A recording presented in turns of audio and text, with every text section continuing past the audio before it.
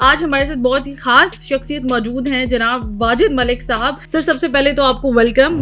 الحمدللہ آپ کی دعائیں چاہیے, اللہ کا بڑا کرم ہے. آپ نے اپنے سفر کا آغاز کیسے کیا؟ نہ تو ماں کا پیار ملتا ہے, نہ بھائیوں کا پیار ملتا ہے, سب کچھ خود ہی کرنا پڑتا ہے. جو بھی پاکستان سے باہر جاتا ہے اس کی کوئی سٹرگل سٹوری ہوتی ہے. یہاں سانگلا ہل ایک چھوٹا سا گاؤں ہے ہمارا, یا شہر ہے, قصبہ ہے, وہاں سے نکلا. اور کیا کبھی آپ نے فیصلہ کیا اس دوران کہ میں واپس چلا جاتا ہوں سب چھوڑ؟ اسٹارٹ میں تو بڑی دفعہ ہوتا ہے. پہلے ویک ہی میں نے اسٹارٹ جاب کی تو پہلے ویک میں بھی, آج کل ہم بلڈروں سے خود پروجیکٹ اٹھاتے ہیں, کٹھے 100 گھر لیتے ہیں. جو بھی اوورسیز جاتا ہے, وہ کینیڈا ہو, امریکہ ہو, یا دنیا کو کوئی بھی ملک ہو, آج تک جن لوگوں نے بھی ترقی کی ہے اس کے پیچھے کہیں نہ کہیں ہر بندے کی اپنی مجبوریاں ہوتی ہیں. لیکن سٹارٹ میں جو, کیونکہ ہم یہاں کے عادی نہیں ہوتے. اب یہاں لاہور میں بسم اللہ الرحمن الرحیم. السلام علیکم ناظرین, آج کے ہمارے خاص پروگرام پراؤڈ اوورسیز پاکستانی میں آپ سب کو خوش آمدید. ناظرین میں ہوں آپ کی ہوسٹ راجیہ منیر. ناظرین آج ہمارے ساتھ بہت ہی خاص شخصیت موجود ہیں جناب واجد ملک صاحب. ان کا میں آپ کو تعارف کرواتی چلوں تو جناب ہل ٹاپ فائنینشیلز اور ہل ٹاپ پروموشنز کے پریزیڈنٹ ہیں, اور اس کے ساتھ ساتھ سٹی اسکیپ ریئل اسٹیٹ کو ریپرزینٹ کرتے ہیں ورلڈ وائڈ. سو ہمارے اس پروگرام کا مقصد یہ ہوتا ہے کہ ہم ایسے پاکستان کے ایسے چہرے آپ کے ساتھ روشناس کروائیں جو ورلڈ وائڈ جو ہے پاکستان کا نام روشن کر رہے ہیں, اور پاکستان کے لیے ان کی محنت اور ان کی کوشش جو ہے اس کو کبھی بھی نظر انداز نہیں کیا جا سکتا. تو ہم ان کو ویلکم کرتے ہیں. السلام علیکم واجد صاحب, کیسے ہیں؟ وعلیکم السلام اجیہ جی, آپ کو اور آپ کے تمام دیکھنے والوں کو واجد ملک کا محبت و پیار بھرا سلام. جزاک اللہ سر. سب سے پہلے تو آپ کو ویلکم, اور سب سے پہلے ہم آپ سے جاننا چاہیں گے کہ کیسے مزاج ہیں آپ کے؟ ٹھیک ہے, خیریت سے ہیں؟ الحمدللہ آپ کی دعائیں چاہیے, اللہ کا بڑا کرم ہے, اور اسپیشل بلیسنگ فرام اللہ اور میری ماں کی دعا. جزاک اللہ. سر آپ ماشاءاللہ سے پراؤڈ اوورسیز پاکستانی ہیں, تو سب سے پہلے تو آپ ہمارے لیے بیسیکلی ضرورت جو ہے ہمارے ناظرین کو جاننے کے لیے, کیونکہ ہمارے اس پروگرام کا مقصد یہ ہوتا ہے کہ جو لوگ ملک سے باہر بھی جانا چاہ رہے ہیں, کوشش کرنا چاہ رہے ہیں, تو ہم ایسے لوگوں کو سامنے لے کر آتے ہیں جنہوں نے بہت محنت کی ہو. تو ڈیفینیٹلی آپ ہمارے پاکستان کا فخر ہیں. ہم آپ سے جاننا چاہیں گے کہ آپ نے اپنے سفر کا آغاز کیسے کیا؟ دیکھیں, جب بھی کوئی اوورسیز جانے کی کوشش کرتا ہے تو یہ ذہن میں رکھیے گا کہ بگننگ از ویری ہارڈ. کیونکہ جب بھی کوئی نیا جاتا ہے, اپنا دیش چھوڑ کے جاتا ہے, اپنا محلہ چھوڑ کے جاتے ہیں, اپنی فیلنگس, اپنی جتنی بھی محبتیں ہیں وہ یہاں اس کنٹری میں چھوڑ کے جاتا ہے, تو وہاں اسے جو سٹارٹ میں دھکے پڑتے ہیں اس کے لیے اس کے پریپیئر رہنا چاہیے. کیونکہ نہ تو ماں کا پیار ملتا ہے, نہ بھائیوں کا پیار ملتا ہے, سب کچھ خود ہی کرنا پڑتا ہے.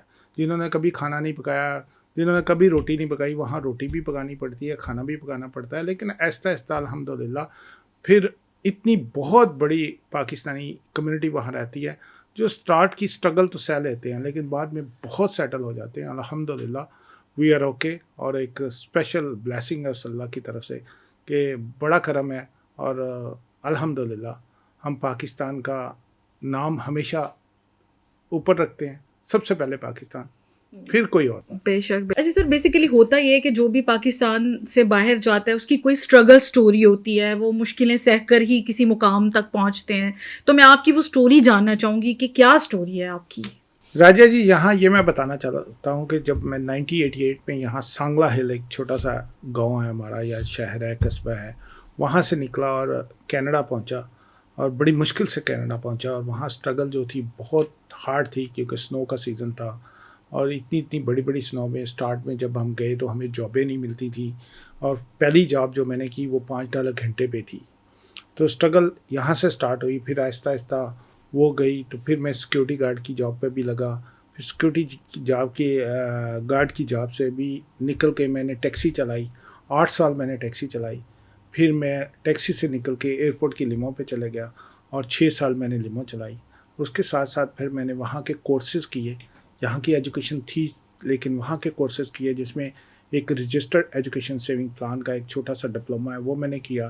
اور میں نے بچوں کی RESP جو کہ گورنمنٹ کا ایک پلان ہے, اس کو میں نے پاکستانی مارکیٹ میں 1998 میں اسے پروموٹ کیا. وہ فیڈرل گورنمنٹ کی طرف سے ایک پلان ہے جو کہ جس پہ فیڈرل گورنمنٹ 40% بچوں کو گرانٹ دیتی ہے. اس کے لائسنس ریپریزنٹیٹیو آج بھی ہیں. اور اس کے ساتھ ساتھ میں نے فنانس کا لائسنس لیا پھر پڑھ کے, کیونکہ سٹرگل جاری تھی, slow and steady win the race. پھر فنانس کا لائسنس لیا. فنانس میں insurance, life insurance, critical illness, disability, dental health plan, old age plan, یہ سب ہم کرتے تھے. لیکن انشورنس کے بزنس میں اتنا کامیاب نہیں ہوا, کیونکہ بہت حلال حرام یہ چیزیں وہاں پہچانی جاتی ہیں پاکستانی کمیونٹی میں اسپیشلی. اور پھر میں نے ریئل اسٹیٹ کا لائسنس لیا 2011 میں اور الحمدللہ بہت کامیاب رہے, کیونکہ ریئل اسٹیٹ کی دنیا ایک ڈفرینٹ ہے. اور یہ میرا بلیو ہے کہ آج تک جن لوگوں نے بھی ترقی کی ہے اس کے پیچھے کہیں نہ کہیں تھوڑا بہت ہاتھ ریئل اسٹیٹ کا ہے. تو ہم اس میں ایز اے سیلس ریپریزنٹیٹیو آئے, بعد میں انویسٹر بھی آئے, اور الحمدللہ آج وہ چھوٹی چھوٹی سیلوں سے بڑھ کے ہم نے بلڈروں کے ساتھ کام کرنا شروع کر دیا. آج کل ہم بلڈروں سے خود پروجیکٹ اٹھاتے ہیں, اکٹھے 100 گھر لیتے ہیں اور اس کو بیچتے ہیں, اور الحمدللہ we are very very successful in the Canadian community right now. ماشاء اللہ. اچھا سر, میں جاننا یہ بھی چاہوں گی کہ ہوتا ہے نا کہ ایک چھوٹا بچہ ہوتا ہے, اس کا خواب ہوتا ہے کہ وہ بڑے ہو کے یہ بنے گا. کوئی کہتا ہے میں ڈاکٹر بنوں گا, کوئی کہتا ہے میں انجینئر بنوں گا. تو جو آپ بنے, کیا آپ نے یہ سوچا تھا یا آپ کا کوئی اور خواب تھا؟ نہیں, یہ میرا خواب نہیں تھا. میرا ہمیشہ خواب یہ رہا کہ میں لائر بنوں گا. لائر نہیں بن سکا. جی ہاں, میرا وکیل بننے کا شوق تھا جب میری ایجوکیشن تھی, جب میں یونیورسٹی میں تھا, لیکن وہ نہیں پڑا. بس حالات کچھ ایسے پلٹے کہ مجھے اوورسیز جانا پڑا, اور پھر وہاں اوورسیز کے دھکے اور اسٹارٹ کی اسٹرگل, وہ سارے خواب ادھر ہی رہ گئے, لیکن فیلڈ ٹوٹلی چینج ہو گئی.